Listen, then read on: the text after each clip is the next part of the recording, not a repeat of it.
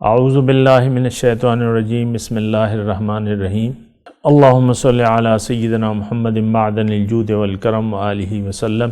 سامعین و ناظرین اکرام، السلام علیکم ورحمۃ اللہ وبرکاتہ۔ آج کا ہمارا موضوع یہ ہے کہ وسیلہ کیا چیز ہے۔ دیکھیں، وسیلہ کہتے ہیں ذریعے کو، ذریعہ۔ جو انسان اپنے آپ کو پہچان لے، تھوڑی سی یہ بات توجہ سے سنیں، جو انسان اپنے آپ کو پہچان لے، اپنے اللہ تعالیٰ کو، تو وہ اپنے اللہ کو پہچان لے گا۔ پہچان سے میری مراد یہ ہے کہ وہ اپنے مقصد حیات کو پہچان لے گا۔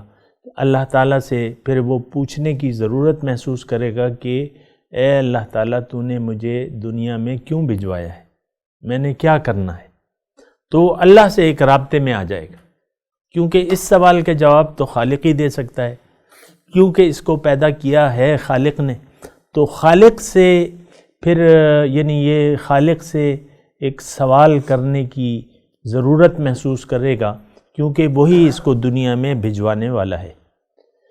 تو پھر خالق کی طرف سے جو جواب ہے، یا جو اس کا میں مختصر طور پہ، کیونکہ یہ مختصر دورانیہ کا پروگرام ہے، تو میں مختصر طور پہ آپ کو یہ بتاتا ہوں کہ عقیدت، اطاعت اور محبت تو صرف اللہ کا خاصہ ہے، لیکن اس کے لیے پھر وسیلہ اللہ تعالیٰ نے، چونکہ میں نے آپ کو گزشتہ نشست میں یہ بتایا تھا کہ بغیر ذریعے کے، اس کے لیے ذریعہ ہونا چاہیے، اور ذریعہ ہوتا ہے کسی بھی چیز کو پانے کا ذریعہ ہے۔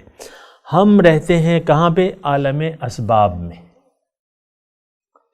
یہ تمام جو عالم ہے، یہ عالم اسباب ہے، اور اس میں ہر کام کرنے والی ذات تو اللہ تعالیٰ کی ہے، لیکن ہر کام کا ایک سبب اللہ تعالیٰ نے بنا دیا ہے۔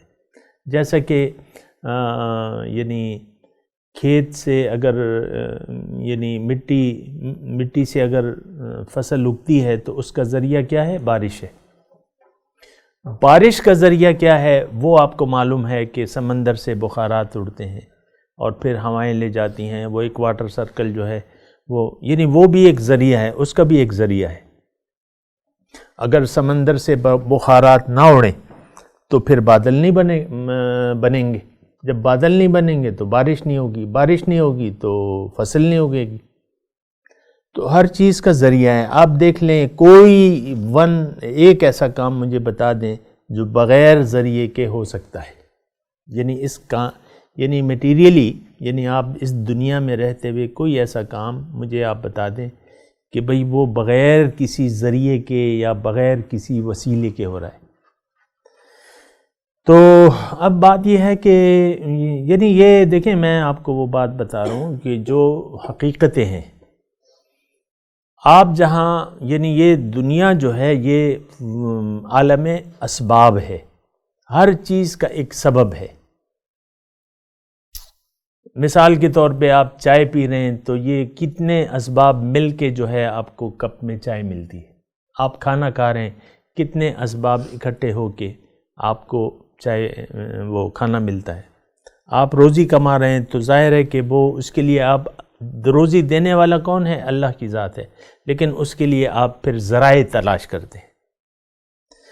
رہنا ہے اگر آپ نے تو اس کے لیے ایک ظاہر ہے کہ پھر ایک ذریعہ ہے، وہ مکان ہے، رہنے کے لیے مکان چاہیے، مکان خریدنے کے لیے پھر پیسے چاہیے، وہ بھی ایک ذریعہ ہے، اور پیسے بنانے کے لیے آپ کو کچھ کرنا ہے، چھپر تو نہیں پھٹے گا کہ بھئی، تو وہ پیسے بنانے کے لیے آپ کو ذریعہ چاہیے، پھر مکان خریدنے کے لیے پیسے چاہیے، پھر رہنے کے پیسے کے ذریعے آپ مکان خریدتے ہیں، پھر جاتے ہیں اس میں۔ تو بہرحال مطلب یہ ہے کہ دیکھیں، میں نے آپ کو کہا چھوٹی سی چھوٹی چیز جو ہے، مثال کے طور پہ میری نظر کمزور ہو گئی ہے، تو اس نظر کو برقرار رکھنے کے لیے میں نے ایک ذریعہ تلاش کر لیا ہے، جو کہ اینک ہے۔ تو اس طریقے سے یہ دیکھیں، ہم مکمل عالم اسباب میں رہ رہے ہیں۔ سب چیزیں جو ہیں اللہ تعالیٰ کی عطا کردہ ہیں، لیکن یہ سب ذرائع ہیں۔ روزی ہمیں اللہ تعالیٰ دیتا ہے، ہمیں پیدا بھی اللہ تعالیٰ فرماتا ہے، لیکن اس کے لیے بھی ذریعہ ہے۔ کبھی آپ نے کسی انسان کو دیکھا ہے کہ وہ زمین سے اگ رہا ہے؟ زمین سے انسانوں کی کھیتی تیار ہو رہی ہے، نہیں دیکھے آپ نے، تو اس کے لیے ذریعہ ہے۔ تو ایک بزرگ تھے، ایک جوان گیا کہ بھئی وہ مجھے اولاد چاہیے، تو انہوں نے کہا کہ شادی کی ہے؟ انہوں نے کہا نہیں۔ تو بھئی شادی کر لو تو اولاد ہوگی۔ تو اس نے کہا شادی میں وہ تو مجھے پتہ ہے، لیکن آپ کے پاس میں کیوں آیا ہوں، یا آپ مجھے دیں۔ بہرحال وہ مطلب ایک بے وقوفی سی بات ہے نا کہ آپ ذریعے کو چھوڑ کے براہ راست جو ہے کسی چیز کے ہونے کا وہ مانگیں تو یہ ناممکن ہے۔ وآخر دعوانا ان الحمد للہ رب العالمین۔ مولاي صل وسلم دائما ابدا على حبيبك خير الخلق كلهم